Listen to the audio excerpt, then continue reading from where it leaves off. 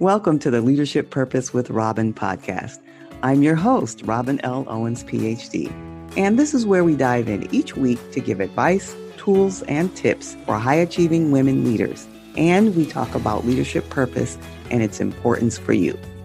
I am a college professor, and when I am not doing that, I am speaking, writing, coaching, mentoring, and teaching high-achieving women leaders how to find, and not only find, but how to stay in alignment with their leadership purpose so they can make a meaningful difference right there in their career, leadership, or business. Okay, let's dive in.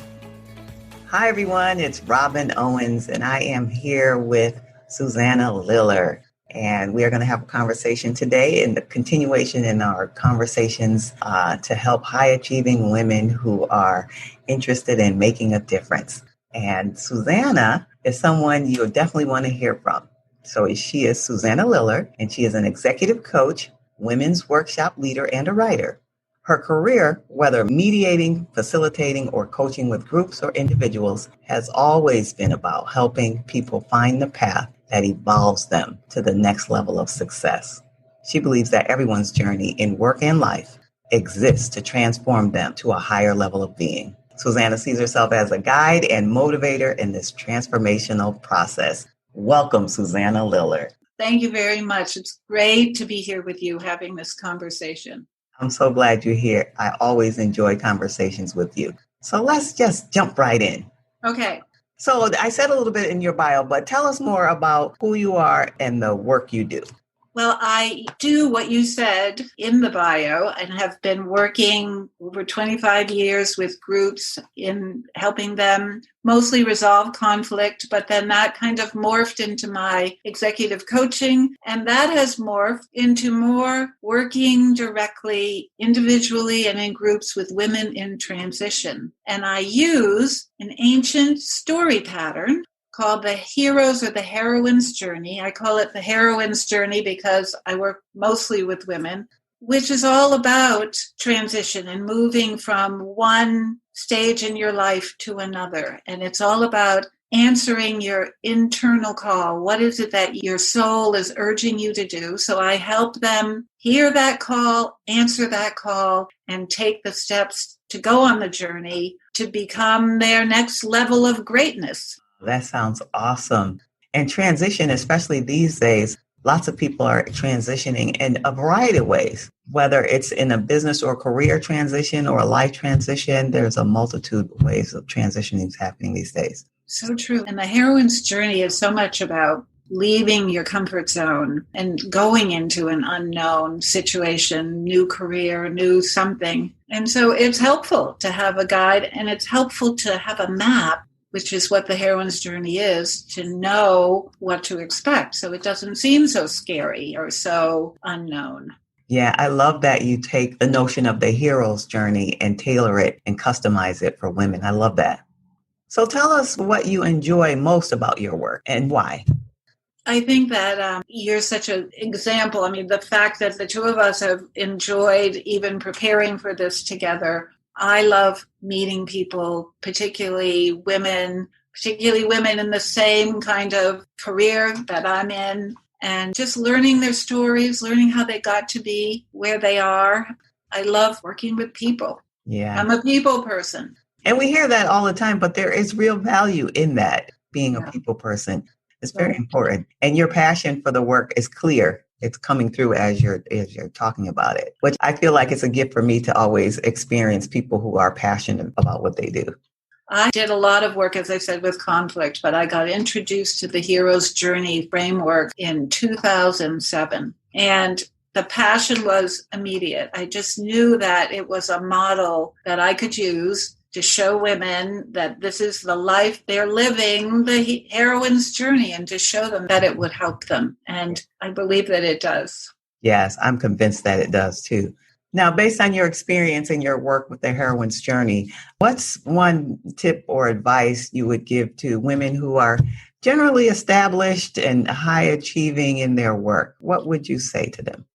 Well, we hear it a lot, so maybe it's a cliche, but I would say you have to be yourself. You have to resonate with who you are inside. And just to give you an example, because I have run into this a lot, that I worked as a coach with a woman in a high-up position in a very large engineering company. And we started working, and she got to know me a little better. And she said, Susanna, I have always, and she was early 50s, I think. I've always wanted to work with horses. I love horses. I love everything about them. I am at my best and feel the best when I'm with them. But my father wanted me to be an engineer. So I'm an engineer. So here she is, this, who knows what, animal husbandry, trainers, something. She could have been in such a glorious way with these horses if she had followed that, who she really is. But pleasing her dad. And I think so many women do that. And I've coached a lot of them, and also women who are in a company and want to do something else, but they don't believe they can, that they're smart enough, that they'll make enough money, all the things that come up when we think about what we really want to do. But my advice is do it. You can do it. Yeah, I love that. Do it. Do it. Yeah, because we do. It is the case that often we do the expectations, what we think are the expectations from family and society. And even if it goes against who we really are. Yeah. And you're so afraid to take that first step, but you will be surprised. And I know this because it's happened in my own life, that I left a corporate job and was scared to death to leave it, thought it was my security. Of course, your security really is within you. But I left and took a big leap and started my own business. And it was okay. And when I look back and think if I had stayed, which was then my comfort zone, I would be such a different, less evolved, not that I'm really hugely evolved, but I mean less evolved than I am now. I've grown so much because of it. Yeah. So leave your comfort zone. Be yourself. Listen to your inner voice. It will guide you. It will. It will definitely guide you. That's awesome advice. And as you know, my work, I do a lot of work around leadership purpose, right?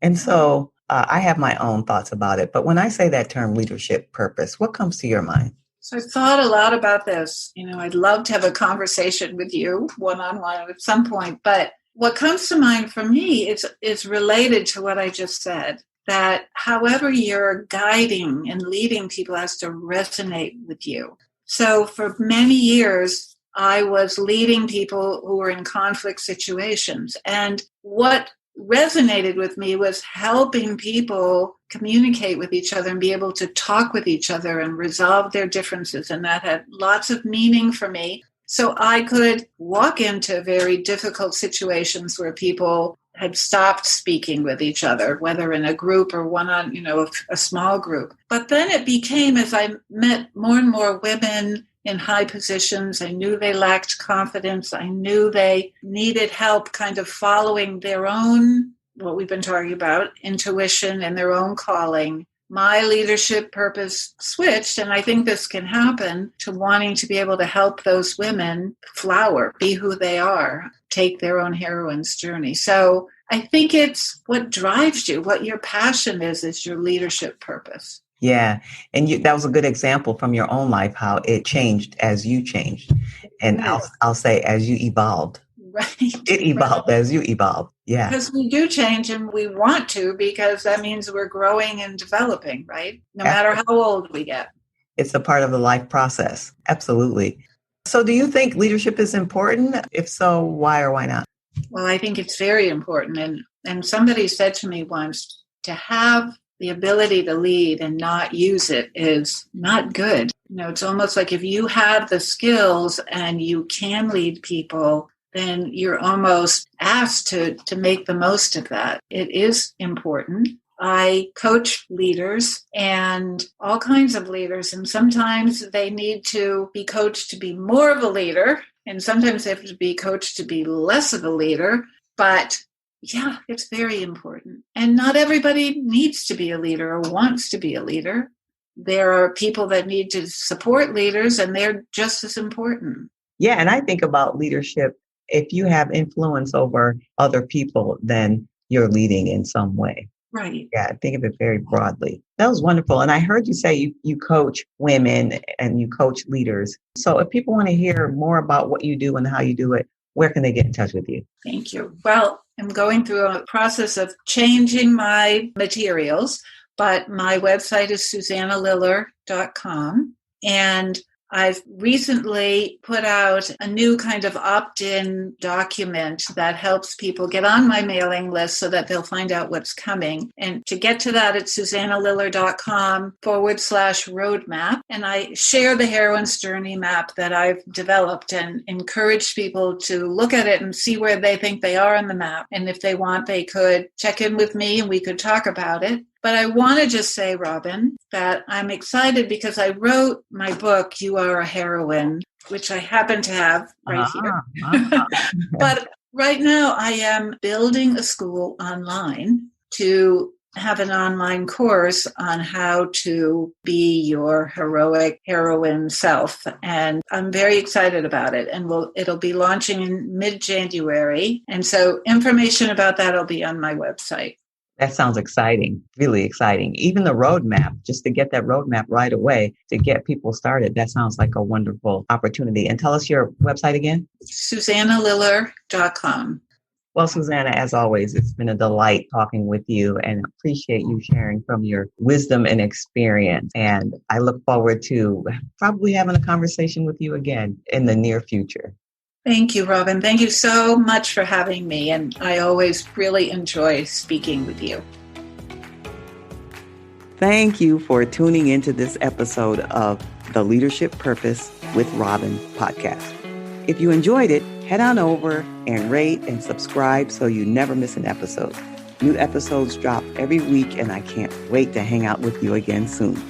Meanwhile, this is Robin signing off. See you next time.